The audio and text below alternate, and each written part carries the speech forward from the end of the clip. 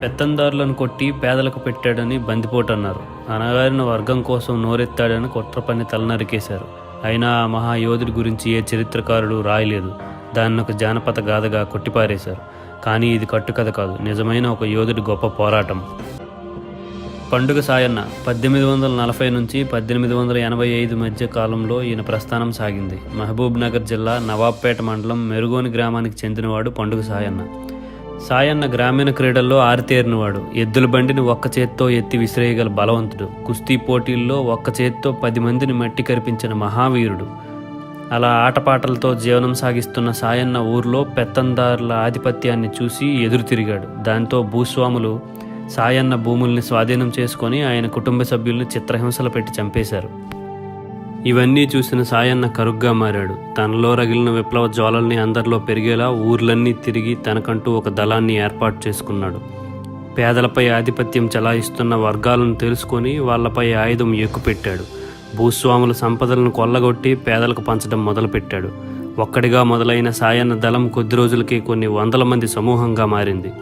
భూస్వాములుగా చెప్పుకునేవారిని సాయన్న ఎంతగా భయపెట్టాడంటే సంవత్సరాల పాటు ఇళ్లల్లోంచి బయటికి రావడానికి కూడా ఆలోచించేవారు. ఇలా ఉంటే తమ ఉనికి కోల్పోయే ప్రమాదం ఉందని తప్పుడు కేసులు పెట్టి సాయన్నను అరెస్ట్ చేయించారు. దీంతో ఒక్కసారిగా వేల మంది ప్రజలు పోలీస్ స్టేషన్లపై దాడి చేయడం మొదలుపెట్టారు. వెంటనే నిజాం ప్రభుత్వం దిగివచ్చి 10,000 రూపాయల జరిమానా విధించి మార్ మత్ చోడో అనే హుకుంను జారీ చేసింది.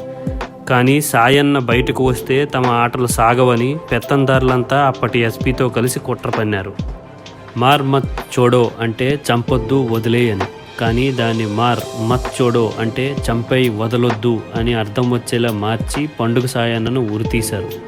అయినా అప్పటికీ కోపం తగ్గని పెత్తందారులు పండుగ సాయన్న తలా ముండం వేరు చేసి ఊరి మధ్యలో విసిరేశారు. దయనీయ స్థితిలో తలా ముండం వేరుపడి ఉన్న సాయన్నను చూసి వేలల్లో ప్రజలు కోపం ఆపుకోలేక పెత్తందారుల ఇంటిపై పడి వేలాది మందిని సజీవ దహనం చేశారు. ఈ విప్లవ జ్వాలల్లో సగం కాలిన పెత్తందారుల శవాలను వెతికి తీయటానికి నిజాం ప్రభుత్వానికి కొన్ని వారాలు పట్టిందంటే మనకు అర్థం కావాలి ప్రజల గుండెల్లో సాయన్న ఎంత గొప్పటివాడో.